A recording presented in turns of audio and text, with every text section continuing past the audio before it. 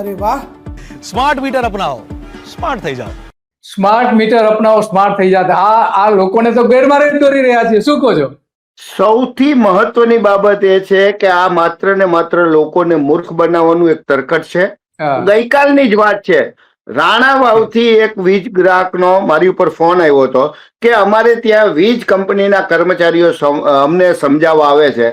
એટલે મેં એમને કીધું કે કઈ વાંધો નહીં, તમે એમની સાથે કોન્ફરન્સમાં મને વાત કરાવો. તો મેં જ્યારે એમને પૂછ્યું કે આ સ્માર્ટ મીટર પ્રીપેડ કેટલો, પોસ્ટપેડ કેટલો ટાઈમ રહેશે, તમે લખીને આપી શકો છો? તો કે ના. બીજી વસ્તુ કે આ સ્માર્ટ મીટર છે એનું આયુષ્ય કેટલું છે? માની લો કે 5 વર્ષ પછી કોઈ પણ સ્માર્ટફોન હોય, સ્માર્ટ કોઈ પણ વસ્તુ, એનું આયુષ્ય 5 વર્ષ, 7 વર્ષ, 8 વર્ષ હોય. આ સ્માર્ટ મીટર 5, 7, 8 વર્ષ પછી બગડી જશે તો વીજ કંપની ત્યારે જે નવું સ્માર્ટ મીટર આપશે અથવા આ સ્માર્ટ મીટરને સમૂહ કરી આપશે તો એનો ખર્ચ કોણે ભોગવવાનો અને કેટલો ભોગવવાનો એ લખીને સ્પષ્ટતા કરો.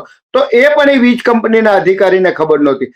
વીજ કંપનીના અધિકારીને તો ટીઓડી એટલે કે ટેરિફ ઓફ ડે એપ્લાય કરવા માટે આ સ્માર્ટ મીટર લગાડવું છે એ પણ ખબર નહોતી. જો વીજ કંપનીના અધિકારીઓ, વીજ કંપનીના જે કોન્ટ્રાક્ટરો અને